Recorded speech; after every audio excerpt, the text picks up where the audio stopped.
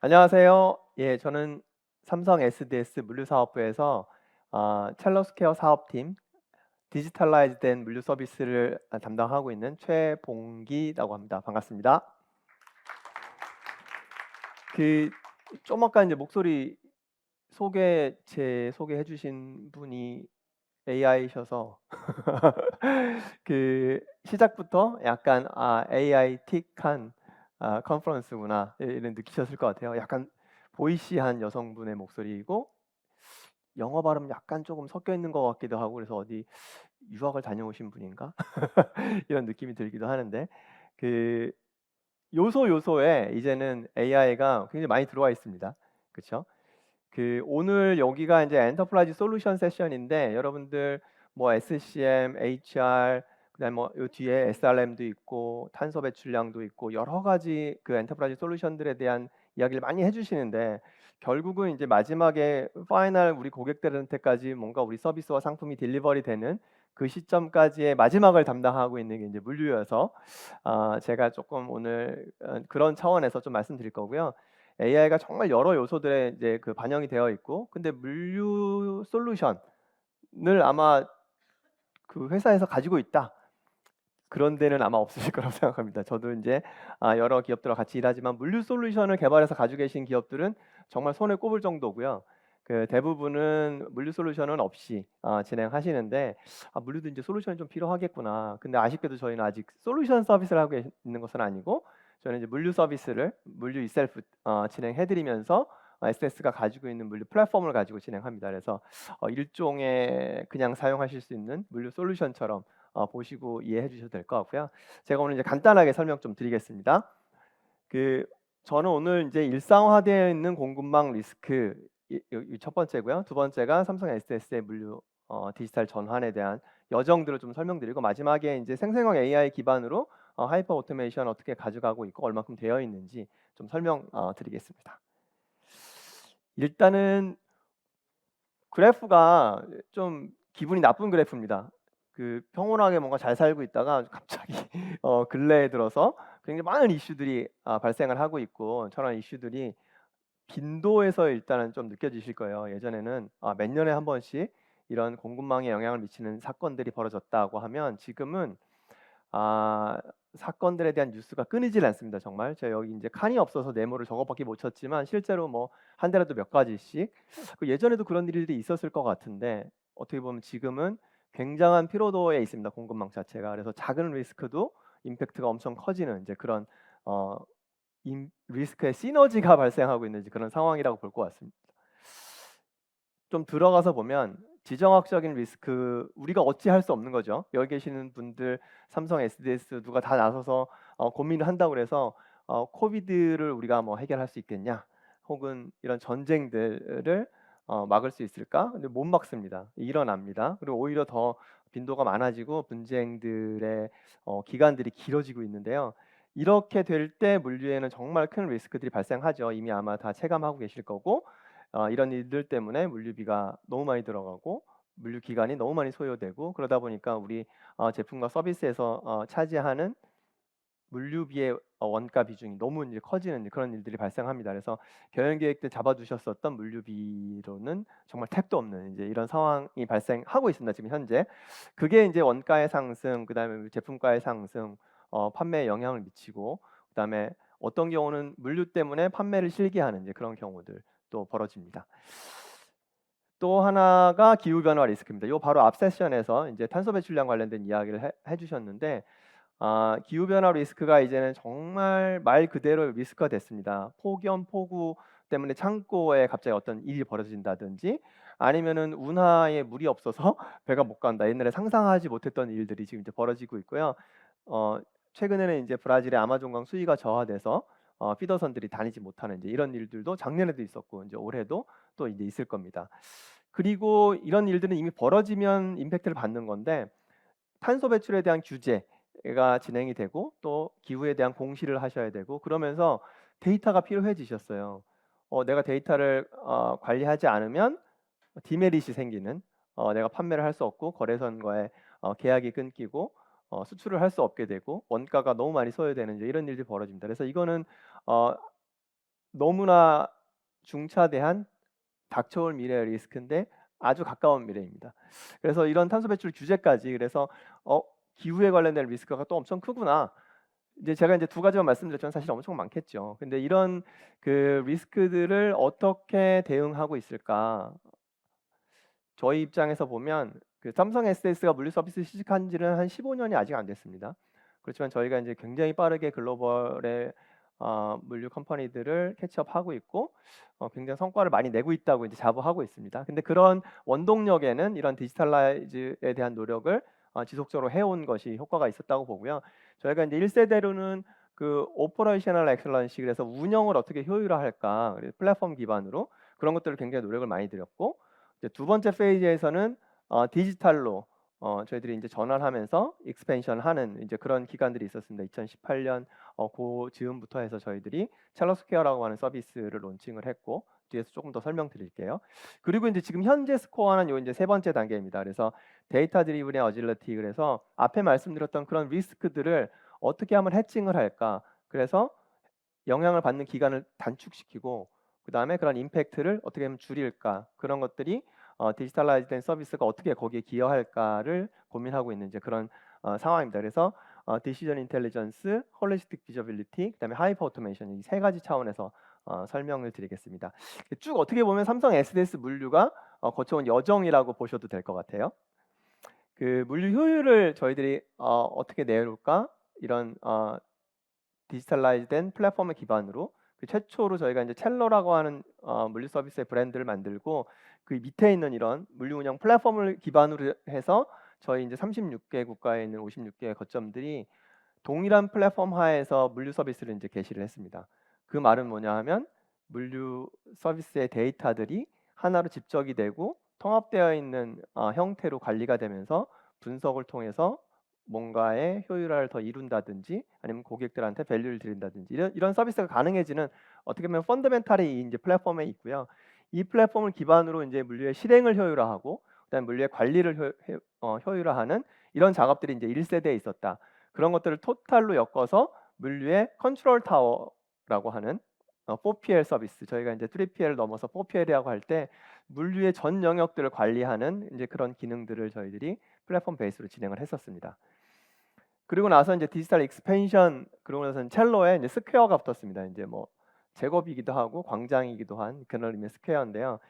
그 전통적인 포워딩을 디지털 포워딩으로 저희들이 전환을 하면서 실시간의 견적 그다음에 온라인으로 문서를 통합 관리하고 커뮤니케이션의 데이터들이 집적이 되고 그다음에 전 구간의 실시간 가시성들을 보여드리고 정산까지 완전하게 모든 데이터들 물류와 관련되어 있는 모든 데이터들이 다 플랫폼 안에 들어와 있습니다. 그리고 그런 것들을 기반으로 해서 분석을 하고 예측을 하고 그래서 이제 고객의 물류와 관련되어 있는 어드밴스드한 그런 효과들을 저희들이 만들어 드리고 있습니다. 그래서 첼로스퀘어라고 하는 이 플랫폼을 통해서 수출입 물류와 관련된 모든 업무 절차가 제공이 됩니다.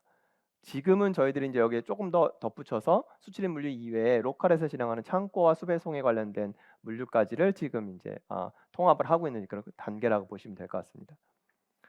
그리고 이제 지금 현재 스코어 이제 그 저희들이 어떤 일을 하고 있는가를 세 개의 파트로 나눠서 좀 설명드릴 건데요. 그 데이터 드리븐 어질러티 아까 말씀드렸었던 저희의 첼로 플랫폼 그리고 고객사하고 커뮤니케이션 하고 있는 고객까지 어떻게 보면은 연장되어 있는 첼로 스퀘어 이렇게 해서 집적된 물과 관련된 모든 데이터들을 기반으로 해서 어떻게 빠르게 이런 리스크들을 대응할 건가라고 하는 차원이라고 보시면 될 것 같고 첫 번째가 디시전 인텔리전스입니다. 데이터가 수집되고 물류 리스크가 감지돼서 영향 물동을 분석하고 대응한다. 전체가 무슨 말인지는 대충 알겠는데 이게 어떻게 실제 일어나는 걸까? 조금 설명드리면 실제 글로벌리 발생하고 있는 그 물류와 연관되어 있는 사건들이 엄청나게 많이 발생하겠죠. 이제 국제 운송 여러분들은 이제 수출하시는 국가가 우리가 뭐 예를 들면 한 30개 국가에 수출한다. 30개 국가의 뉴스들을 우리가 매일매일 보면서 거기서 무슨 일이 발생하지? 나랑 영향이 있는 건 뭐지? 이렇게 볼 수는 없잖아요. 그래서 이제 저희들이 데이터를 크롤링하고 뉴스들을 받아오고 그다음에 여러 가지 데이터들을 모아서 그 그 물류와 관련된 리스크로 도출을 해냅니다. 그래서 리스크 후보가 예를 들면 6만 건의 뉴스에서 한 750건으로 줄어들고 그 중에서 진짜 리스크구나라고 생각되는 70건들을 이제 발라냅니다. 여기까지 오는 동안에 사람이 개입하지 않습니다. 사람이 개입하지 않고 저희들이 그 물류 리스크 키워드까지 뽑고 그 다음에 이제 이 리스크들이 실제 우리 고객들한테 어떤 영향을 미칠까라고 해서 AI 기반으로 위험도를 판단을 한 이후에 우리 고객들하고 관련되어 있는 물동들을 판단해냅니다. 그래서 A라고 하는 고객이 부산에서 어디 롱비치로 보내고 있는데 롱비치에 어떤 문제가 있다. 혹은 거기까지 가는 동안에 배가 어디를 기착했다가 하는데 거기에 무슨 문제가 있다. 이제 이런 부분들을 자동으로 저희들이 이제 발라내는 거고요. 그런 것들을 기반으로 해서 대응 방안을 이제 수립하는 그런 과정입니다. 결국은 마지막에는 사람이 해야 되겠죠. 대안을 만들고 실행을 해서 그 물류에 대한 영향을 리스크의 영향을 줄이는 것은 사람이 하지만 그 앞 단계의 모든 분석과 실제 어디가 영향을 미치는지까지 판단해내는 일들을 AI가 지원을 하는 겁니다. 그래서 보시면 이제 리스크 대시보드라고 해서 저희 그 글로벌 컨트롤 센터에 이런 엄청나게 큰 화면 안에 글로벌 지도들이 있고 거기 안에 우리 고객들의 물동이 흘러가는 것들이 다 보입니다. 그러면 그 물동들 중에서 어떤 영향이 있는지 예를 들면 화산이 폭발했다. 라고 하면 그 화산이 폭발된 것들 때문에 어떤 영향을 받는 지역들에 무슨 짐들이 있는지를 우리 고객하고 커뮤니케이션을 할 수 있게 발라주는 역할들을 이제 이렇게 기본적으로 하는 거고요. 그렇게 그 판단하는 사례들이 어떤 게 있을까 보면 이제 파나마의 통항이 제한된다든지 그런 기후 때문에 아니면 중국 내륙항에 혼잡이 지속된다든지 아니면 대륙항 횡단 철도에 어떤 운행에 영향을 받는다든지 이런 일들이 벌어질 수 있고요. 아마존강에 가뭄이 왔다. 그래서 피더선이 더 이상 들어갈 수가 없는 이제 그런 게 되면 수위가 너무 낮아지면 이제 선박들이 다닐 수가 없겠죠. 그런 일이 있을 때 우리 고객들의 최종 배송이 이제 좀 어려움이 닥치게 됩니다. 그런 일들이 벌어지면 저희들이 하는 일들은 이제 이런 일들입니다. 이거는 위에 보시면 이제 날짜가 있는데요. 23년도 8월 달에 실제 아마존강 수위가 25m, 그다음 9월과 10월에는 13m. 이제 이렇게 돼서 어떤 일들을 우리가 했었는지를 보여드리는데 이제 올해 10월 달에 예상 수위가 한 12m가 될 것으로 예상합니다. 작년보다 더 낮아지는 것이고 특별한 대책들이 이제 필요해지는 거죠. 이런 일들을 저희들이 기후에 대한 정보, 실제 우리가 했었던 리스크를 미티게이션 하는 그런 행동들 이런 것들이 다 집적이 되어서 내년도에 무슨 일을 해야 되겠구나라는 준비를 이제 미리 할 수 있습니다. 그래서 예를 들면 작년에 8월 21일 날 아마존강 수위 관련된 이슈들이 보고가 되고 데일리 점검이 진행이 되고 일자별 수위들이 쭉 있습니다. 그래서 22년 대비 23년도에 초록색으로 수위가 낮아졌어요. 이런 일들이 벌어지면서 실제로는 이제 주요 선사들이 피더선의 운행을 중단했습니다. 그래서 저기 빌라콘드에서 하역해서 바지선으로 이제 짐을 날르는 이제 이런 일들을 시작을 했습니다. 근데 바지선이 또 증가하면서 혼잡해지고요. 그래서 이제 또 소형 피더선을 복합 운영하는 이제 이런 일들이 저런 밑에 있는 지도에서 보시는 것처럼 저렇게 해서라도 이제 고객의 물동이 끝까지 가야 되니까요. 그런 일들을 저희가 했었습니다. 올해는 선사도 그렇고 저희도 그렇고 미리 준비를 합니다. 그래서 저기 이제 플로팅 피어라고 하는 가상의 그 임시 피어를 만들어 놓고 거기서 어떤 진행을 하는 이제 이런 일들을 준비를 했고요. 그렇지만 너무 수위가 낮아질 걸로 예상되기 때문에 그리고 저 피어에서의 또 환적의 정체가 있을 것으로 예상되니까 저희는 또 자체 피더선을 준비를 해서 운영할 준비를 하고 있습니다. 이제 이런 액션들은 사실 사람이 하는 거죠. 그렇지만 여기까지 오는 동안의 데이터 분석, 올해는 어느 정도의 리스크가 있는지를 판단해주는 일들은 AI가 진행을 할 수가 있습니다. 그 다음에 이제 홀리스틱 비저빌리티입니다. 두 번째입니다. 이것은 저희가 이전에 물류에서 말했었던 비저빌리티는 사실은 내 짐이 어디 있지? 왜냐면 비저빌리티라고 하는 게 좀 가시성이잖아요. 내 짐들이 현재 어디 있는지 보는 것이고 거기서 조금 더 발전하면 그 짐이 언제 도착할까 알려주는 거예요. 이제 이걸 저희들이 이제 보통 트레디셔널 가시성이라고 이야기하는데 SS가 이야기하는 가시성은 홀리스틱이라는 말을 앞에 붙였습니다. 우리가 상상할 수 있는 모든 가시성들을 다 말씀드리는 것이고 첫 번째는 당연히 물동의 가시성입니다. 실제 물동이 어디 가고 있고 언제 도착할 건지를 말해주는 건데 그 물동에 대한 가시성. 두 번째는 이제 비용에 대한 가시성입니다. 비용이 무슨 가시성이 있지? 내가 1,000원이라고 견적 받았으면 나중에 1,000원 내면 되는데 물류는 그렇지가 않아서 필요한 겁니다. 왜냐하면 굉장히 많은 서차지들이 붙어 있고요. 그다음에 그 at cost라고 하는 것들이 되게 많습니다. 시가, 식당에 붙어 있는 그런 것들이 많이 들어가 있다 보니까 그리고 또 페널티 같은 그런 비용들이 또 많아요.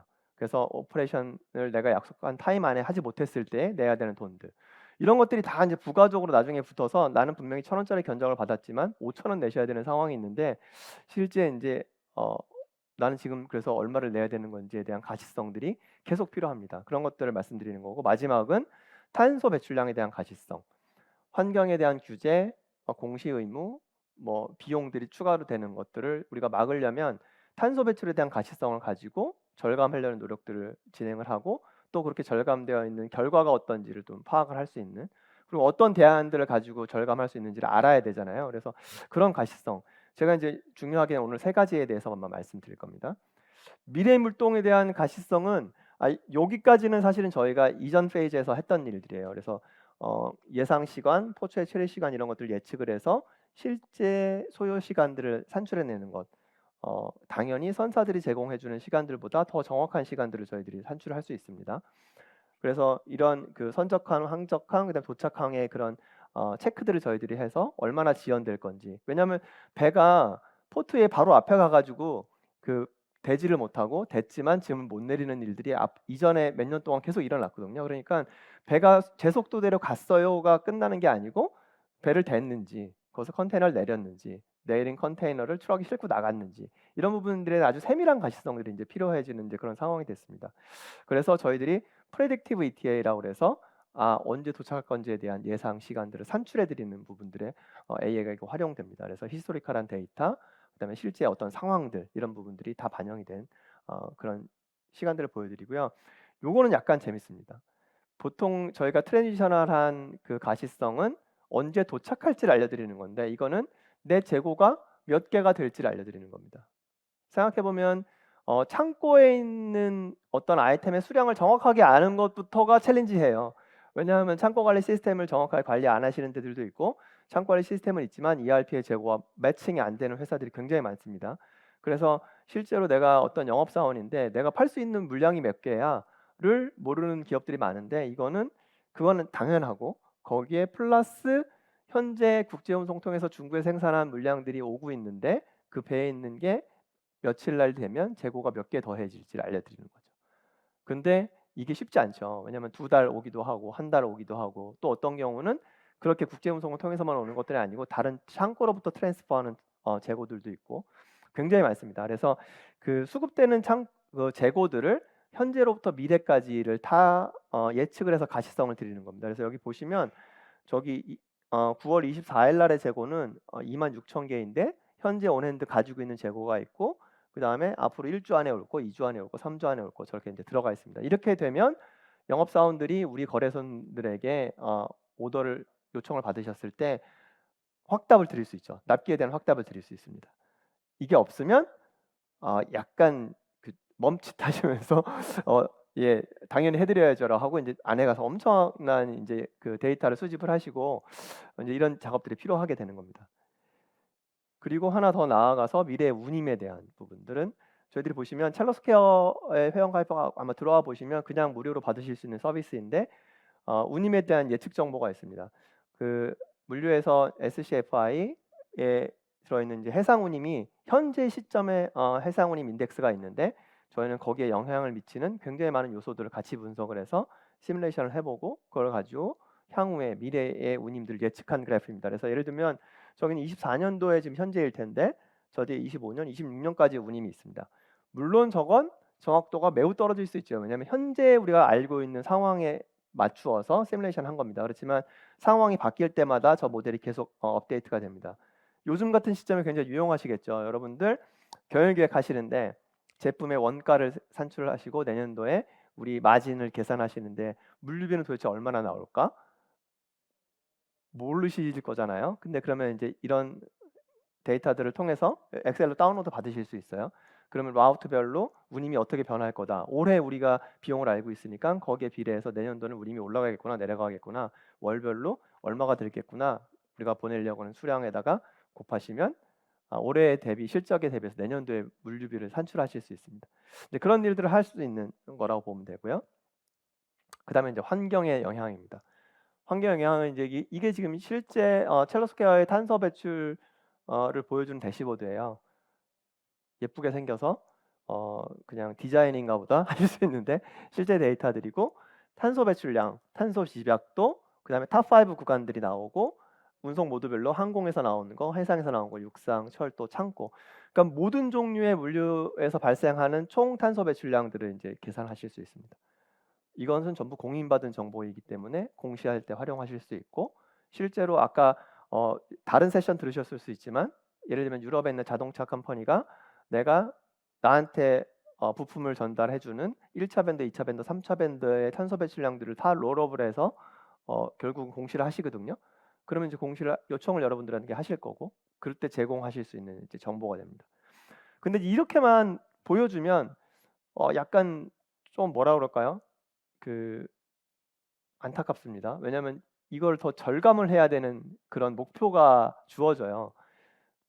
그러면 이제 환경 영향을 고려를 해서 이제 이런 탄소 배출량을 저감할 수 있는 이제 프로젝트를 저희와 같이 진행을 하시게 되고요. 그러니까 예를 들면 이제 글로벌 아이사 같은 경우에는 추락 운송으로 가던 부분들을 철도로 전환했습니다.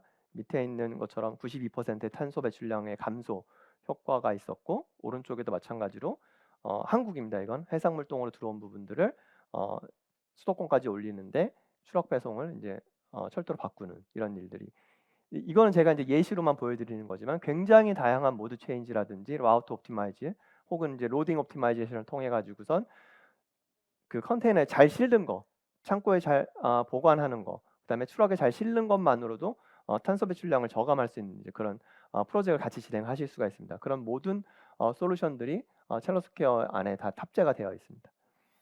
그래서 제가 이제 오늘 많이 말씀드렸는데 제가 짧게 하느라고 아주 디테일하게 말씀 못 드렸어요. 이제 하이퍼 오토메이션 관련된 부분 설명드릴 건데요. 이 부분은 이런 겁니다. 저희가 그 두 가지 부분으로 좀 나눠봤어요. SDS 내부에서 저희들이 하이퍼 오토메이션을 통해서 운영에 대한 정확도, 속도 이런 부분들을 당기고 무인화로 점차 갈 수 있게 하는 그런 노력들이 하나 있고, 이 왼쪽 부분은 인터랙티브 커뮤니케이션, 그래서 우리 고객들하고 저희 사이에 어떻게 이런 오토메이션들이 적용되고 생성형 AI가 어떻게 활용되는지를 좀 보여드리는 건데, 그 아마 회사 안에 그 ERP가 처음 들어오시거나 아니면 ERP가 바뀌거나 기관계 시스템에 뭔가 변경이 일어났다, 어마어마한 재교육이 필요하고 엄청난 스트레스를 이제 받으실 거예요. 그죠?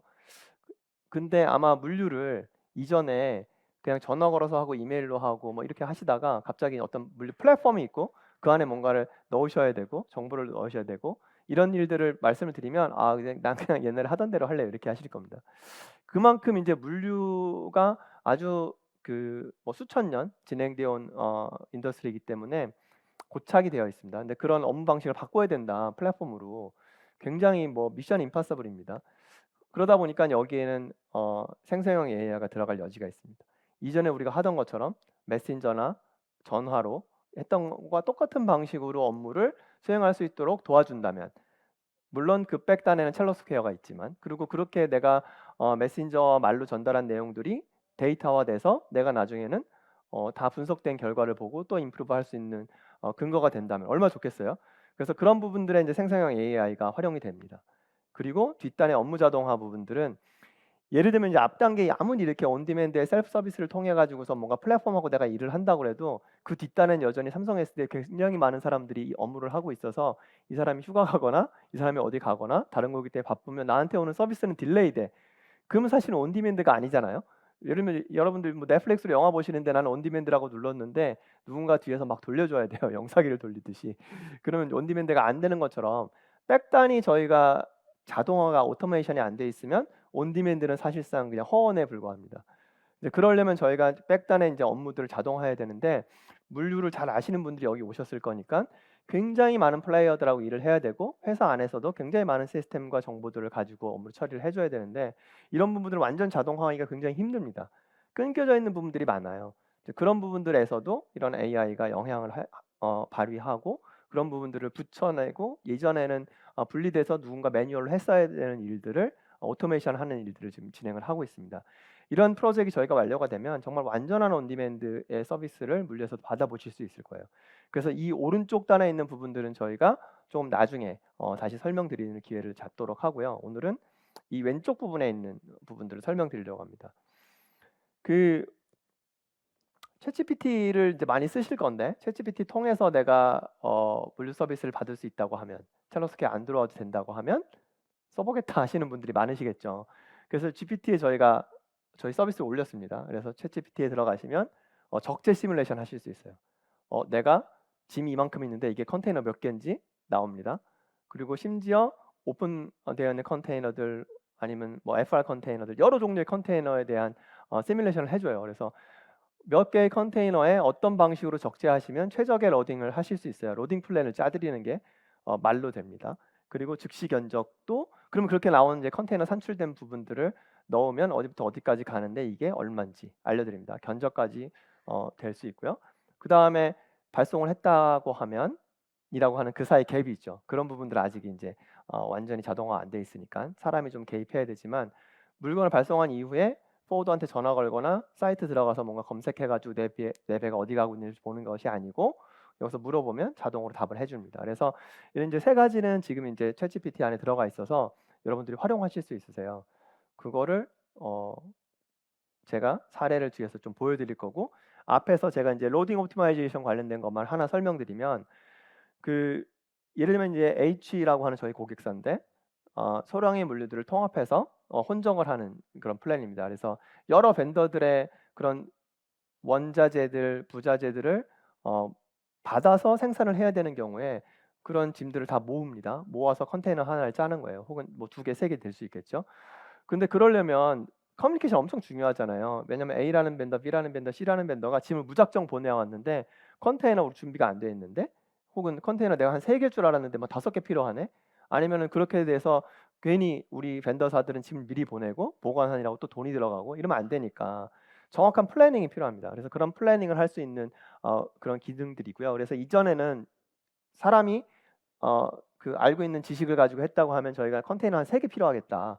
그래서 받아가지고 했었는데 이런 적재율이 87%, 83%, 54%였다고 하면 플랜을 저희가 시스테매틱하게 짰을 때 87%, 96%에서 컨테이너 하나가 줄어들었어요. 이거는 비용이 절감되죠. 관리 공수가 줄어듭니다. 제때 도착할 확률이 높아지고 마지막으로 아까 말씀드렸던 것처럼 탄소 배출량도 줄어들죠. 그래서 이제 여러 가지 효과들을 보실 수 있습니다. 그래서 어떻게 보면 로딩 옵티마이저가 우리가 이제 아주 그 쉽게 탄소 배출도 줄이고 비용도 절감할 수 있는 그런 이제 요소가 되는데 그런 부분들이 굉장히 간단하게 그냥 제가 물어보면 된다는 거죠. 메신저로. 그리고 이제 프로젝트 물류에서도 일반적인 컨테이너에 넣는 물류는 산정하기가 쉬워요. 전문가들은 그냥 딱 보면 컨테이너 3개 알 수 있습니다. 근데 예를 들면 이제 공사에 들어가는 혹은 아니면 큰 설비들 컨테이너 사이즈도 오버돼요. 좌우로 엄청 넓어요. 길어요. 막 이런 것들이 들어가게 되면 이때부터는 이제 전문가분들도 산정하는 데 시간이 오래 걸립니다. 그래서 SS에 이런 견적을 하시는 전문가분들도 고객이 공장을 짓기 위해서 내가 무슨 뭐 설비들을 보내야 되고 뭘 해야 되는데라고 하면 산정하는 데 시간이 엄청 오래 걸립니다. 그런 부분들을 단숨에 해줄 수 있는 이제 그런 솔루션이라고 보시면 될 것 같아요. 한번 보시면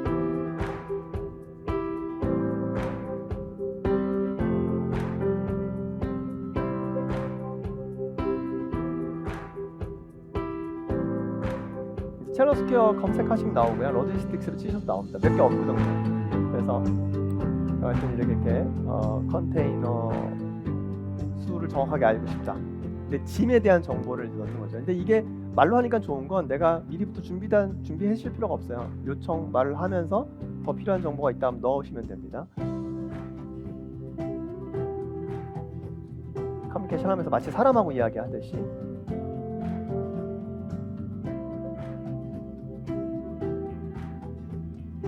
적재율까지 알려줍니다. 근데 적재를 어떻게 하면 제일 효율적일까? 눌러보시면 이렇게 이제 연결돼서 실제 적재 플랜이 나옵니다. 그래서 물건들을 넣으실 때 어떻게 넣으시면 안정적으로 넣으실 수 있고 적재를 효율적으로 하실 수 있어요. 보여드립니다. 굉장한 고급적인 기능처럼 보이지만 그냥 아무렇지 않게 친구한테 메신저 하듯이 그냥 물어보면 되는 거죠.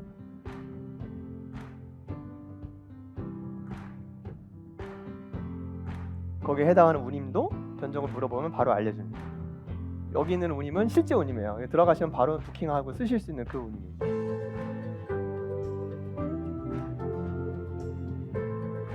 그리고 나서 보낸 이후에 화물에 대한 추적 정보를 BL 정보를 넣으시면 바로 트래킹 정보를 보실 수 있어요. 언제 도착한다, 지금 어디 있다, 출발했는지 안 했는지 알려주고, 실제로 자세하게 알고 싶은데 그럼 이제 사이트에 연결돼서 실제로 이제 세부적인 정보를 보실 수 있고요. 근데 뭔가 지체되는 것 같아, 내가 예상했던 날짜보다. 그러면 뭔가 한국어 혼잡한가 하면 한국 혼잡조 정보도 이제 보실 수 있습니다. 그래서 이게 한국에 무슨 일이 있구나.